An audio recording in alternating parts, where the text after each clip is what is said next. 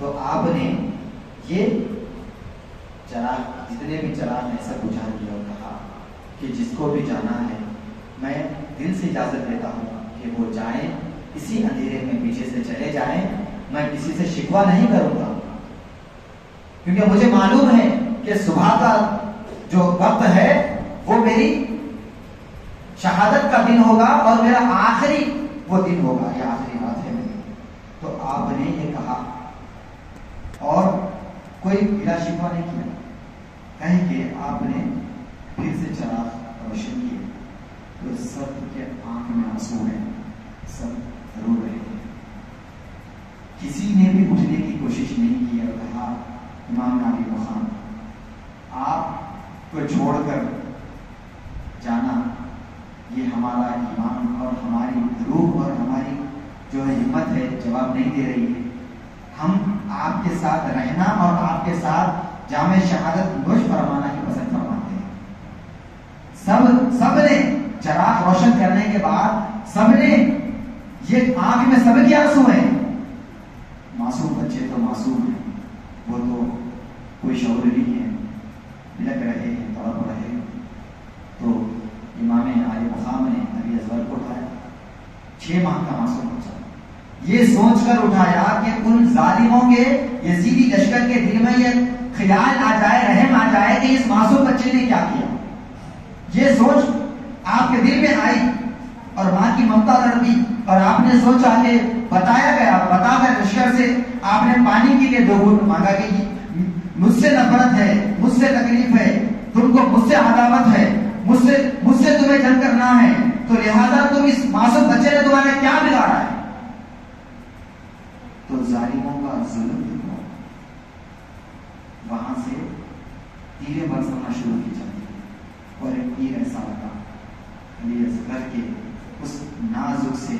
حلق میں بے بس ہو کے امام عالی مقام کے بازو میں پھنس گیا۔ ظلم کی انتہا تو ہم خلاصہ اگر کرنے بیٹھے تو پھر ہمارے الفاظ بند ہو جائیں گے اور ہماری آنکھیں نم ہو جائیں، ایسا معاملہ ہے، اور یہ حق اور باطل کا معاملہ ہے، حق اور باطل کا معاملہ ہے۔ وَقُلْ جَاءَ الْحَقُّ وَزَهَقَ الْبَاطِلُ إِنَّ الْبَاطِلَ كَانَ زَهُوقًا۔ اللہ نے فرمایا کہ رسول اللہ فرما دیجئے کہ حق آ گیا اور باطل مٹ گیا، اور آگے کیا فرمایا کہ باطل کو مٹنا ہی تھا، حق آ گیا باطل مٹ گیا اور باطل کو مٹنا ہی تھا۔ اس سے محدثین، ائمہ، علماء یہ بیان فرما رہے ہیں کہ یزید نے جب امام عالی مقام نے وقتاً فوقتاً جتنے بھی اپنے جو ہے میدان جنگ کے مجاہد نور مصطفیٰ کے گھر والے نکلے، وہ معصوم علی اصغر، اس کے بعد سب جتنے تھے سب نکلتے گئے اور جامع شادی فرماتے گئے۔ اس کے بعد امام عالی مقام نے فاتح خیبر حضرت علی رضی اللہ تعالیٰ عنہ کی امامہ شریف کو اپنے سر پر ڈالا اور اپنی خاتون جنت فاطمہ الزہرا کی چادر مبارک کو اپنے کندھوں پر ڈالا۔ اس کے بعد تلوار لیا، شمشیر ذوالفقار جس کو ہم کہتے ہیں، امام علی مقام اپنے والد محترم کی اس تلوار کو لے کر میدان جنگ میں آئے۔ اس کے بعد ایک نعرہ لگاتے ہیں، هل ناصر من ینصرنا، ہے کوئی ہمارا مددگار جو ہماری مدد کرے۔ اس کے بعد آپ اپنے نانا جان کے رحمت العالمین کے روز بدر چہرہ کرتے ہیں کہ نانا جان آپ کی امت نے میرے ساتھ کیا کیا۔ آنکھ سے آنسو جاری ہے، نانا جان سے مخاطب ہیں کہ نانا جان آپ کی امت نے میرے ساتھ کیا کیا۔ اس کے بعد آپ نے بس پیغام دیتے ہیں نانا جان سے، اس کے بعد پلٹ کر کہتے ہیں کیا تمہیں نہیں معلوم میں کون ہوں؟ خطبہ دیتے ہیں، کہتے ہیں کہ میں رحمت العالمین محمد صلی اللہ علیہ وسلم آقا و مولا کا نواسا ہوں، جس کو میرے آقا گود میں کھلایا کرتے تھے، میرے آقا مجھے اپنے ہاتھوں سے کھلایا کرتے تھے، بوسہ دیا کرتے تھے، میرے آقا مجھے ذرا سی تکلیف بھی مجھے دینا میرے آقا کو گوارا نہیں تھا، وہ رحمت العالمین کا میں نواسا ہوں، لیکن کسی نے بھی کچھ نہیں کہا۔ اور وہاں پر وہ باطل، وہ لشکر جو سامنے ہیں وہ باطل لشکر، دور مصطفیٰ حق پرست ہے، اور آپ نے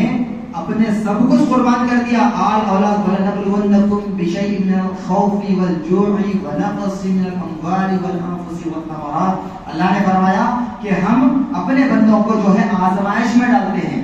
بھوک کے ذریعے سے، جان اور مال کے ذریعے سے، اور ان کے جو کچھ ہے ان کے پاس سب کچھ ہم ان کا جو ہے چھین لیتے ہیں، یعنی ان کو قربان آزمائش میں ڈال دیتے ہیں، سب کچھ لے لیتے ہیں، کچھ بھی نہیں رہتا۔ یہ اللہ کی آزمائش ہے۔ پھر اللہ فرمایا وَبَشِّرِ الصَّابِرِينَ، فرمایا کہ اللہ نے کہ ان کو صبر کرنے والے جو صبر کرے اور ان کو خوشخبری دے دو کہ وہ کون ہے۔ اللہ کے پاس خوشخبری اللہ نے سنائی، حق پرست ہیں، جبکہ باطل کے پاس 22,000 کا لشکر ہے، اس کے پاس سارے ہتھیار ہیں، کھانے پینے کے سارے ساز و سامان ہیں، اس کے بعد بھی اللہ تعالیٰ فرمایا کہ وہ باطل ہے اور اس کو جو ہے برباد، یعنی اس کا سب کچھ خاتمہ برحق ہے اس کا، اور اس کے بعد جو خاتمہ اللہ کے پاس نے جو کچھ اس کے پاس لشکر تھا، وہ لشکر کے بعد بھی اللہ نے اس کو کیا کیا؟ ناکام کر دیا۔ اللہ نے اس کو عزت نہیں، عزت دینے والا کون ہے؟ وحدہ لا شریک اللہ تعالیٰ۔ وتعز من تشاء وتذل من تشاء بیدک الخیر، عزت بھی تو ہی دیتا ہے، ذلت بھی تو ہی دیتا ہے۔ تو ہمارے عزت دینے نہیں دینے سے عزت کے فیصلے ہونے والے نہیں ہیں، عزت اور ذلت اللہ کے ہاتھ میں ہے۔ اگر ہم حق پر رہنے والے ہیں تو اللہ تعالیٰ اس حق پرست کی محبت ساروں کے دل میں ڈال دیتا ہے، اور سارے تنہائی میں رہ کر، اگرچہ کہ وہ سامنے نہیں آتے، تنہائی میں رہ کر وہ اللہ تعالیٰ سے دعا کرتے ہیں کہ میرے مولا ان کو کامیابی عطا فرما کہ یہ حق پر ہے۔ ایسا ہوتا ہے اور ہو رہا ہے کہ حق پہ چلنے والے جب حق کی بات کرتے ہیں تو چاہنے والے، ایمان والے ان کے لیے دعائیں خیر کرتے ہیں اور ان کے لیے دعا کرتے ہیں اور ان کی عزت و تعظیم کرتے ہیں۔ اور یزید کے پاس سب کچھ تھا، لشکر تھا، سب کچھ تھا، لیکن چاہنے والے مجبور ہو جاتے ہیں اور اس سے مقابلے کی طاقت نہیں ہوتی، مقابلے کی جب طاقت نہیں ہوتی تو ایسے وقت میں تو وحدہ لا شریک کا امتحان ہوتا ہے کہ اللہ تعالیٰ یہاں بتا دیا کہ ایک طرف حق ہے ایک طرف باطل ہے، تو اللہ نے حق کو